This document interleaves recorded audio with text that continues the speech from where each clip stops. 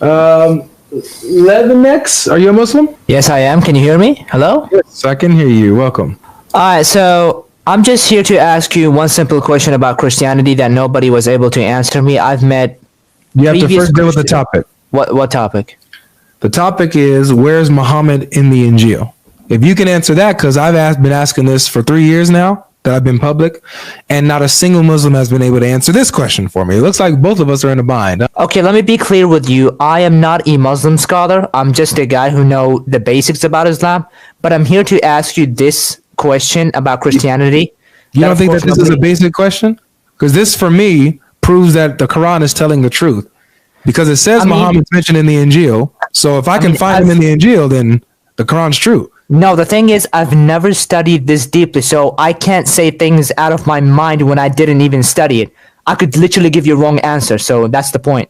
So, all right, let me ask you this then. As far as where I stand, since I can't find Muhammad anywhere in the Injil, am I in the right to conclude that the Quran is false? Well, as I told you, if I did my own research to see if this is a false or true, then I would tell you, oh, listen, you proved that that Islam is false, right? But if it was wrong, then you got it wrong. I'm saying I've done my research. I've looked into the Injil. I've looked into the words of Jesus and stuff, and nowhere do I ever see Muhammad being mentioned or described.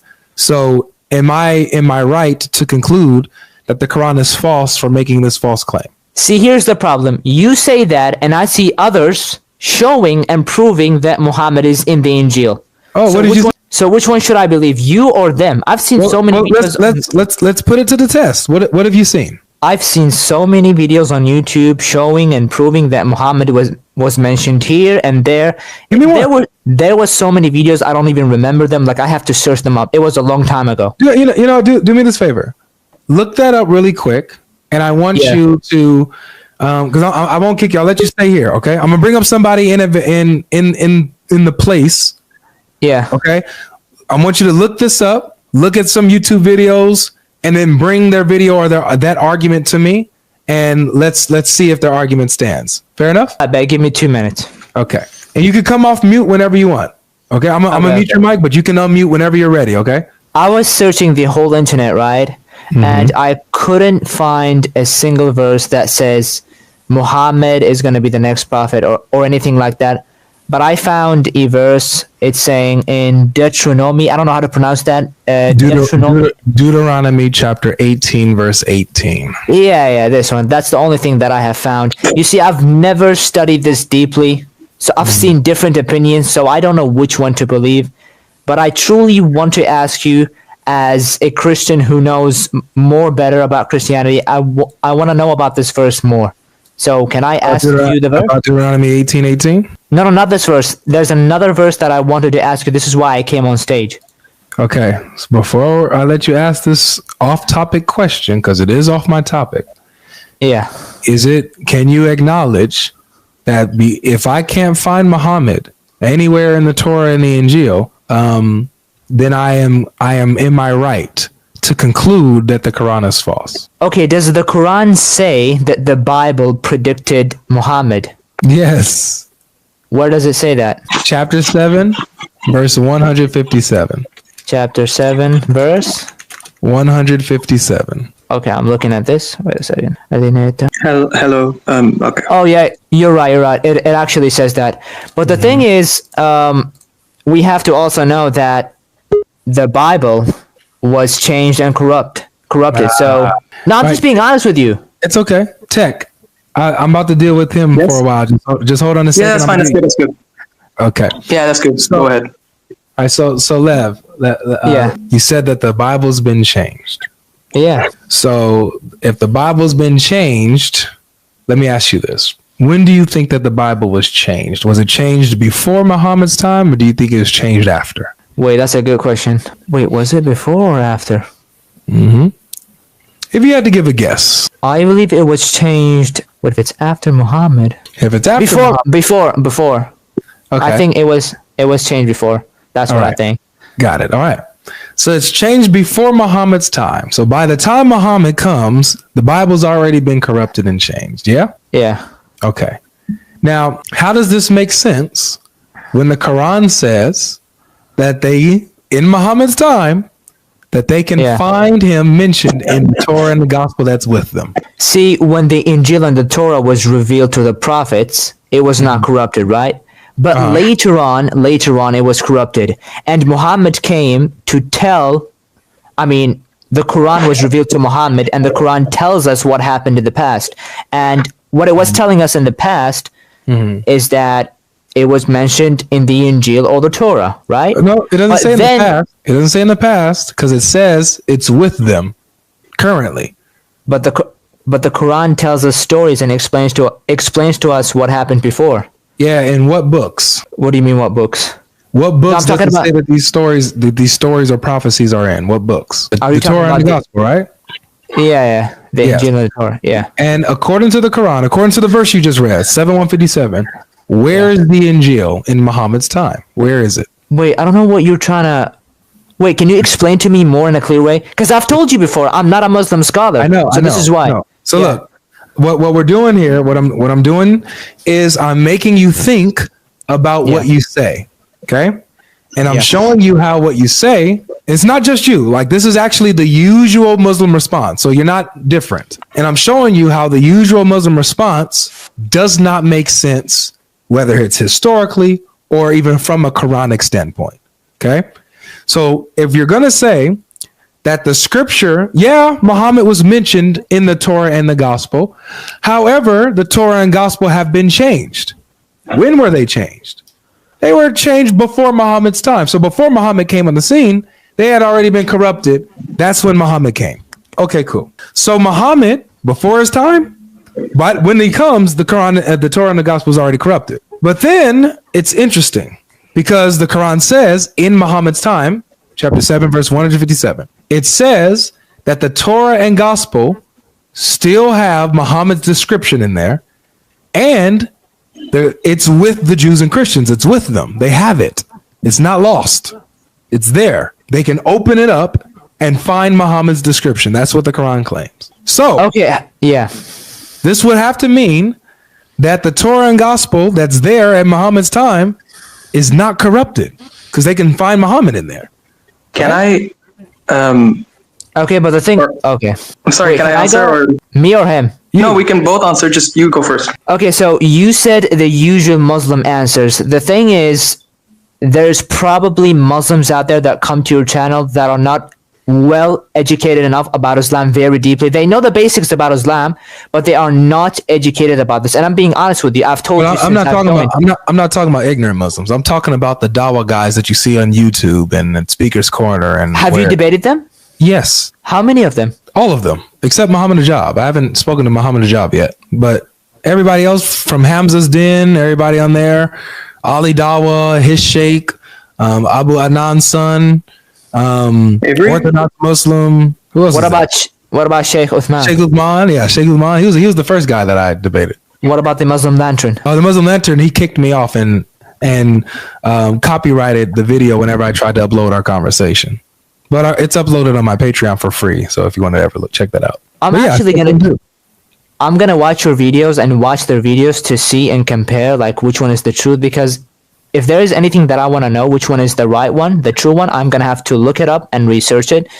So, I can't really give you a direct answer because I don't know which one is the true one. Can I ask you the question off topic about Christianity? I will let you because you're honest, but I want us to settle this first. I want you to get this. What I want you to see is, and tell me if this makes sense.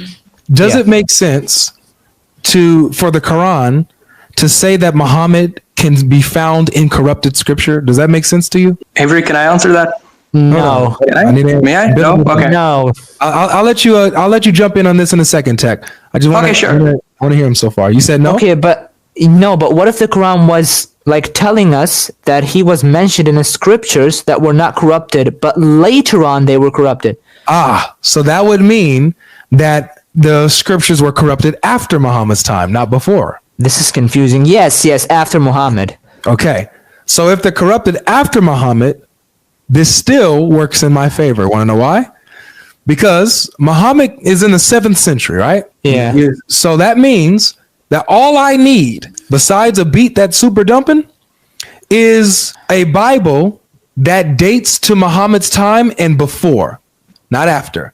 If I have Yes. manuscripts of the gospel that are at least in the 7th century and before, I'm good to go. I have the uncorrupted gospel, Yeah.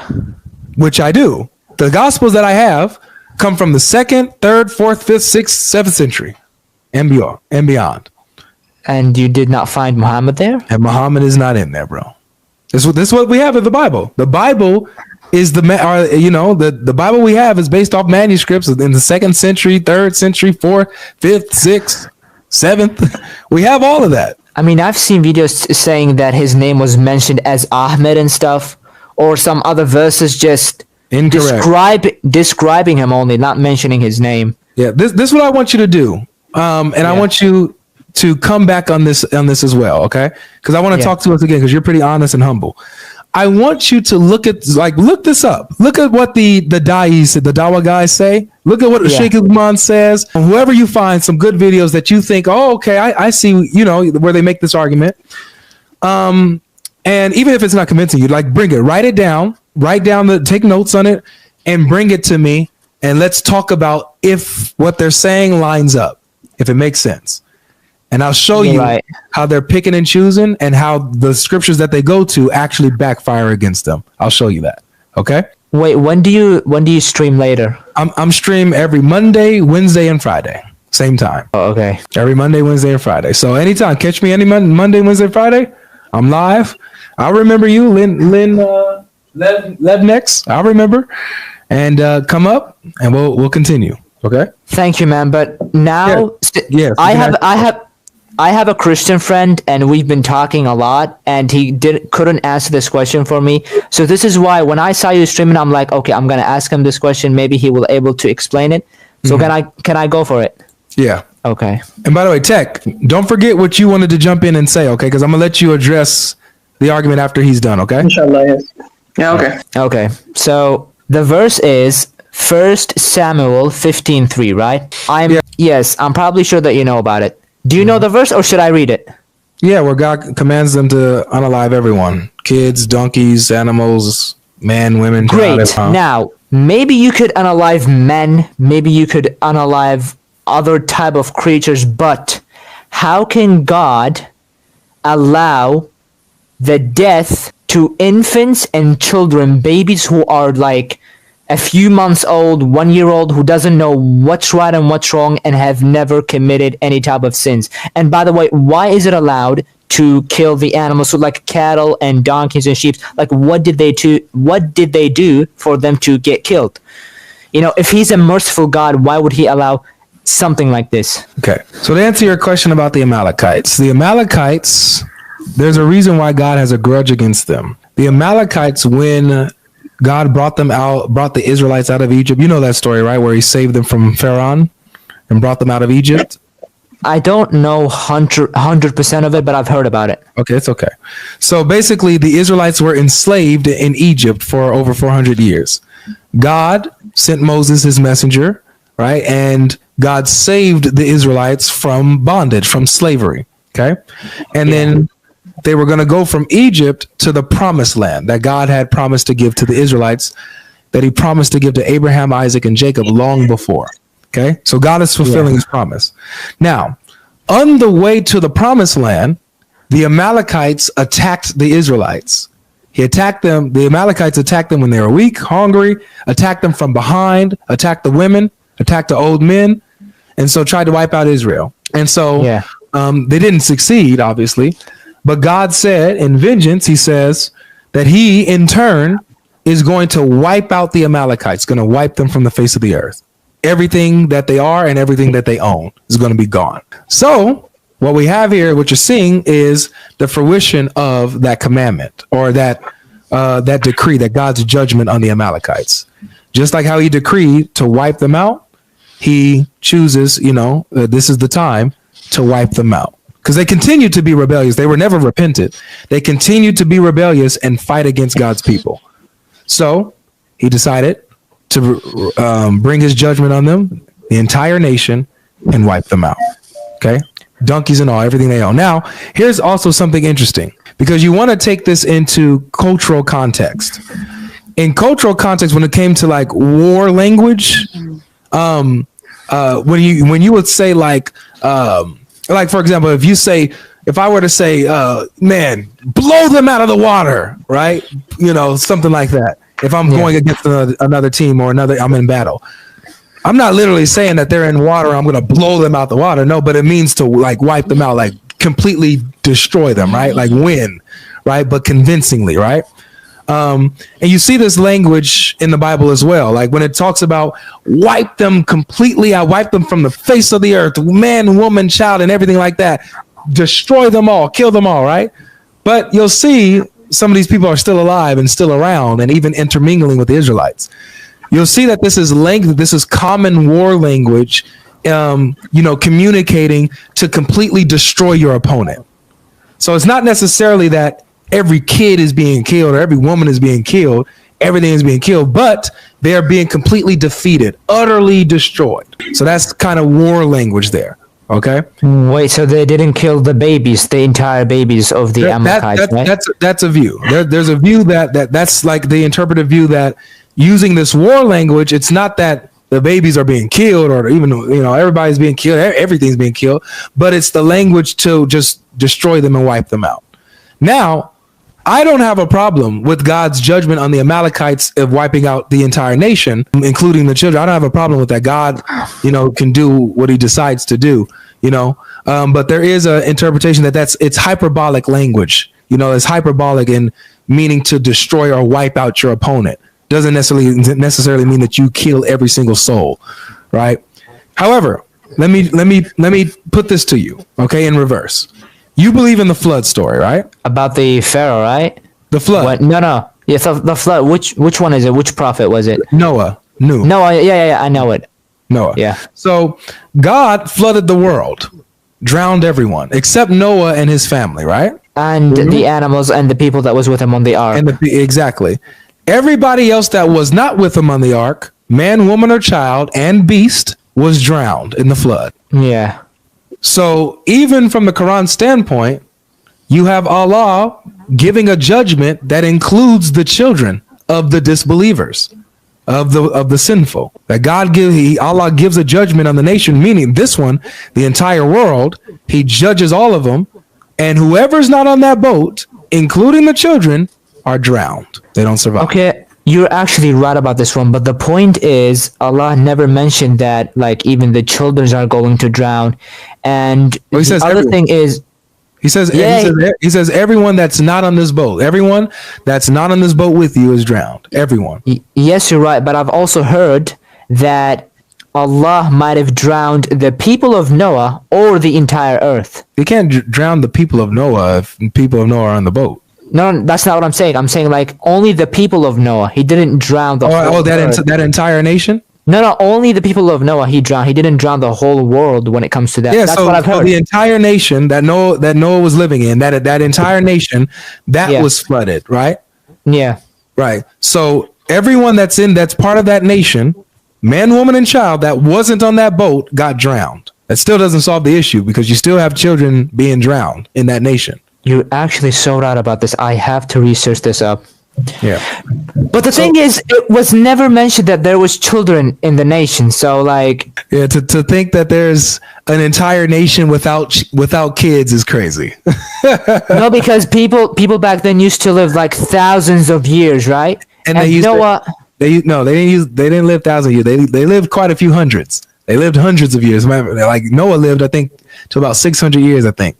And so they were living hundreds of years, bro. And you mean to tell me that an entire nation where people are living hundreds of years are not having hundreds of kids? Wait a second. So in Islam, Noah lived 1,000 years, but in Christianity, he lived 600, right? Yeah, he lived 600. In Islam, Noah lived 1,000? That's crazy. That's awesome. Okay, cool. That's even better. You got Noah living 1,000 years. So we can probably, assume that there's others living at a similar amount of time, up to 800, 600, 900, 1,000, who knows, right? They're living hundreds of years up to 1,000. Of course they're having children in this nation, bro. Yes, they are. You're right about this. Yeah. But my question is when we come back to the verse of the Amalekites, Was it a language war or was it an order, a direct order from God? Yeah, so it's an order from God to wipe out the Amalekites. But however, God in his language, bro, he uses hyperbole. It's hyperbolic language. All the, he does it often. When he says wipe out a certain nation, yet there's still people from that nation still alive and even integrating with Israel, right? But they're, as a nation, they're done. They're destroyed. They have to rely on Israel. So you have that type of language. It's like same thing. If I'm saying, man, the New York Knicks are going to wipe out the Indiana Pacers, that means they're going to win. They're going to beat them in the playoff series, inshallah. But it's hyperbolic language. But again, you like in both of our cases, we have God sending down a judgment on a nation that would include, even the children as well. God's judgment is his judgment. Yeah. See, but the difference between these two verses is that, the children were not mentioned, but when it comes to the verse in the Bible, the children were mentioned. So I don't think that if that's the thing that didn't make sense to me. Like, a merciful God would order the killing of a pure baby that could be, for an example, you went to the outsides. Yeah. You heard, like, there's no need for us to like continue to rehash the same points. So you understand that during the flood, Allah wiped out an entire nation except for the people that's on the boat. That would include the children. That's an entire nation, So we both have judgments in which God includes children at worst case scenario. Even if what I'm saying is not hyperbolic, let's say literal, it's God's judgment. Okay, but we don't know the age of children back then. Like, were they 10? Were they 12? Children, bro. Children, babies, infants. They're born every day. Children are born every day in every nation, even to this day. Okay, but a 12-year-old is a different from a 1-year-old. So, okay, fine. Let's move on from this topic. What about the mistakes in the Bible? Oh no, that's it. That was the one question you had, right? Yes. Come back next time, and we'll continue our talk on other stuff in the Bible and next time in the Bible. Okay. Cool. Next time I will bring all the mistakes and I will tell you about them. And, next time we can have a conversation about this. Bring the prophecies of Muhammad in the Bible, what they say, where they think Muhammad is mentioned in the Bible. Oh, yeah, I will do that too. Yeah. That's the main thing. All right, man, bro. It was nice you too, nice man. you, man. I can't wait to talk to you again, bro. Man, have a nice day. You too.